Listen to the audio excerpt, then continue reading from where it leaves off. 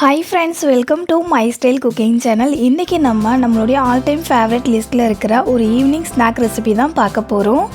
பொதுவாக சமோசா செய்யணும் அப்படின்னா கிட்டத்தட்ட அதுக்கு ஒரு 45 நிமிஷமாவது ஆகும். ஆனால் இன்றைக்கி நம்ம செய்ய போகிற சமோசா ரொம்பவே குயிக்காக டேஸ்டியாக செஞ்சு முடிக்கலாம். அதே போல் ரொம்ப ஹெல்த்தியான முறையிலையும் செய்ய போகிறோம். வீடியோவை லாஸ்ட் வரைக்கும் ஸ்கிப் பண்ணாமல் பாருங்கள். நான் சொல்லியிருக்க சின்ன சின்ன டிப்ஸை ஃபாலோ பண்ணி இந்த பர்ஃபெக்டான சமோசாவை நீங்களும் செஞ்சு பாருங்கள். வீடியோக்குள்ளே போகிறதுக்கு முன்னாடி நீங்கள் இன்னும் மை ஸ்டைல் குக்கிங் சேனலை சப்ஸ்கிரைப் பண்ணலை அப்படின்னா சப்ஸ்கிரைப் பண்ணிக்கோங்க. இப்போ வாங்க ஃப்ரெண்ட்ஸ், வீடியோக்குள்ளே போயிட்டு இந்த ஹெல்த்தியான சமோசா எப்படி செய்யலாம் அப்படின்றத பார்க்கலாம். சமோசானா மைதா மாவில் தான் நம்ம எல்லாருமே செய்வோம். ஆனால் இன்றைக்கி ஹெல்த்தியாக செய்யணுன்றதுக்காக நான் கோதுமை மாவில் செஞ்சு காமிச்சிருக்கேன். ஒரு கப் அளவுக்கு கோதுமை மாவு எடுத்துக்கோங்க. 1/4 டேபிள் ஸ்பூன் அளவுக்கு ஓமம் எடுத்துக்கிட்டு கையால் இந்த மாதிரி நல்லா க்ரஷ் பண்ணி சேர்த்துக்கோங்க. க்ரஷ் பண்ணி சேர்த்துக்கும் போது ஓமம் நல்ல வாசனையாக இருக்கும்.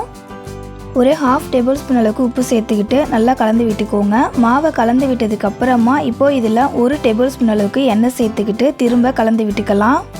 சமோசா அப்படின்னாலவே நம்ம எல்லாருக்குமே ஒரு பிடிச்சமான ஈவினிங் ஸ்நாக்குன்னு சொல்லலாம். ஆனால் அதை மைதா மாவில் செய்கிறதால அந்த அளவுக்கு ஹெல்த்தி கிடையாது. ஆனால் இந்த மாதிரி நீங்கள் கோதுமை மாவில் செஞ்சு கொடுங்க. ஹெல்த்தியாகவும் இருக்கும் அண்ட் டேஸ்டியாகவும் இருக்கும். மாவை நல்லா மிக்ஸ் பண்ணி விட்டதுக்கப்புறமா இதில் கொஞ்சம் கொஞ்சமாக தண்ணி சேர்த்துக்கிட்டு பிசைஞ்சு விட்டுக்கோங்க. மாவை சப்பாத்தி மாவுக்கெலாம் நம்ம மாவு பிசைவோம்ல, அந்த பதத்துக்கு பிசைஞ்சிக்கலாம். ஏற்கனவே நம்ம சேனலில் சமோசா ஷீட்லாம் ரெடி பண்ணி சமோசா செய்வோம்ல, அந்த ரெசிபியும் நான் அப்லோட் பண்ணியிருக்கேன். அந்த ரெசிபியோட லிங்க்கை இந்த வீடியோ கீழே டிஸ்கிரிப்ஷனில் லிங்க் தரேன், செக் பண்ணி பாருங்கள். மாவு பார்த்திங்கன்னா இந்த அளவுக்கு நல்லா சாஃப்டாக பிசைஞ்சு எடுத்துக்கோங்க. இந்த மாவை ஒரு 10 நிமிஷத்துக்கு ஊற விட்டுடலாம். மாவு ஊற்றிருக்க டைமில் நம்ம உள்ளே வைக்கிற மசாலா ரெடி பண்ணிக்கலாம். மசாலா ரெடி பண்ணிக்கிறதுக்காக 4 மீடியம் சைஸ் வெங்காயத்தை சின்னதாக கட் பண்ணி எடுத்துக்கோங்க. கூடவே 2 பச்சை மிளகாய் சேர்த்துக்கோங்க. அடுத்தது சின்னதாக கட் பண்ண கொத்தமல்லி இலைகள், ஒரு 1/2 டேபிள் ஸ்பூன் அளவுக்கு மிளகாத்தூள், 1/2 டேபிள் ஸ்பூன் அளவுக்கு மல்லித்தூள், 1/2 டேபிள் ஸ்பூன் அளவுக்கு உப்பு சேர்த்துக்கிட்டு லாஸ்ட்டாக இது கூட வேக வச்ச உருளைக்கிழங்கு 2 சேர்த்துக்கோங்க. சேர்த்துக்கிட்டு இது எல்லாத்தையுமே நல்லா ஒன்றா சேர்த்து மசிச்சு மிக்ஸ் பண்ணி விட்டுக்கோங்க. 1 கப் அளவுக்கு மாவு எடுத்துக்கிறீங்க அப்படின்னா இந்த அளவில் நீங்கள் மசாலா ரெடி பண்ணிங்க அப்படின்னா கரெக்டாக இருக்கும், மீந்து போகாது. உள்ளே வைக்கிற மசாலா ரெடி ஆகிடுச்சிங்க. இப்போ சமோசா செய்கிறதுக்கு ஆரம்பிச்சிடலாம். நம்ம 10 நிமிஷத்துக்கு மாவை ஊற விட்டுருந்தோம்ல, அந்த மாவு வந்துட்டு நல்லா ஊறி இன்னுமே நல்லா சாஃப்டாகி வந்திருக்கும்.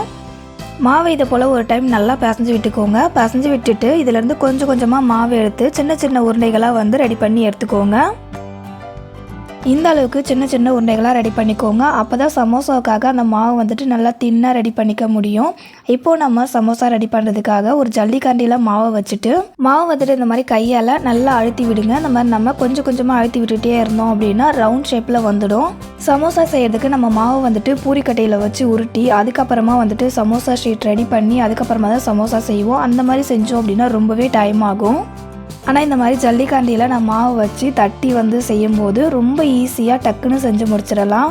இந்த அளவுக்கு மாவை ரவுண்ட் ஷேப்க்கு தட்டி விட்டதுக்கப்புறமா இந்த மாவில் வந்துட்டு நம்ம ரெடி பண்ணி வச்சுருக்கோம்ல மசாலா, அதை வந்துட்டு வச்சுடுங்க. மசாலாவை உள்ளே வச்சதுக்கப்புறமா இந்த மாதிரி 2 சைட்லையுமே மாவை எடுத்து விட்டு 2த்தையும் ஜாயின் பண்ணி க்ளோஸ் பண்ணுறேங்க.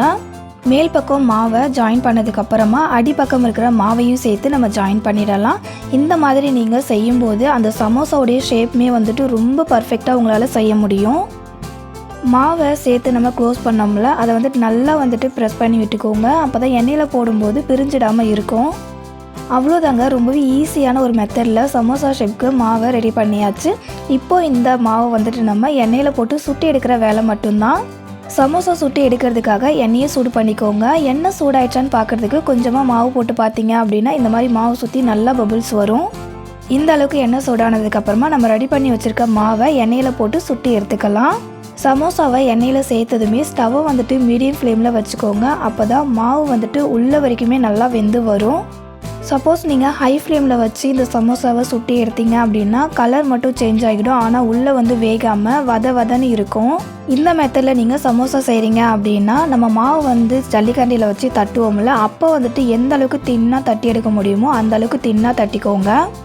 அப்போ தான் சமோசா வந்துட்டு வதன்னு இல்லாமல் நல்லா முறுமுறுப்பாக இருக்கும். சமோசாவை இடையில இந்த மாதிரி திருப்பி விட்டு வேக வச்சுக்கோங்க. அப்போ தான் எல்லா சைடுமே வந்துட்டு நல்லா வெந்து வரும். சமோசா நல்லா உள்ள வரைக்கும் வெந்துட்டு அதோடைய கலர் நல்ல ஒரு கோல்டன் ப்ரௌன் கலருக்கு சேஞ்ச் ஆகி வந்திருக்கு பாருங்கள். இந்த ஸ்டேஜில் வந்துட்டு நம்ம சமோசாவை எண்ணெயிலேருந்து வெளியே எடுத்துடலாம். மீதி இருக்கிற எல்லா சமோசாவுமே எண்ணெயில் போட்டு சுட்டு எடுத்துக்கோங்க. நம்ம இந்த சமோசாவை கோதுமை மாவில் செய்கிறதால வேகிறதுக்கு கொஞ்சம் லேட் ஆகும். அதனால் ஒரு 5 நிமிஷத்துக்கு மீடியம் ஃப்ளேம்லேயே வச்சு நல்லா வேக வச்சு எடுத்துக்கோங்க. எல்லா சமோசாவுமே ரெடி பண்ணதுக்கு அப்புறமா காமிக்கிறேன் பாருங்கள் எந்த அளவுக்கு நல்லா மொறுமொறுன்னு வந்திருக்கு அப்படின்றத. இந்த ஹெல்த்தியான சமோசா ரெசிபி உங்களுக்கு பிடிச்சிருந்தது அப்படின்னா இந்த வீடியோக்கு ஒரு லைக் பண்ணிக்கோங்க. உங்கள் ஃப்ரெண்ட்ஸ் அண்ட் ரிலேட்டிவ்ஸ்க்கும் ஷேர் பண்ணிக்கோங்க. அவங்களுக்கும் ரொம்பவே யூஸ்ஃபுல்லாக இருக்கும். இதே போல் ஹெல்த்தியான ஒரு டேஸ்டியான ரெசிபியோட அடுத்த வீடியோவில் மீட் பண்ணலாம் ஃப்ரெண்ட்ஸ். தேங்க்யூ ஃபார் யுவர் வாட்சிங்.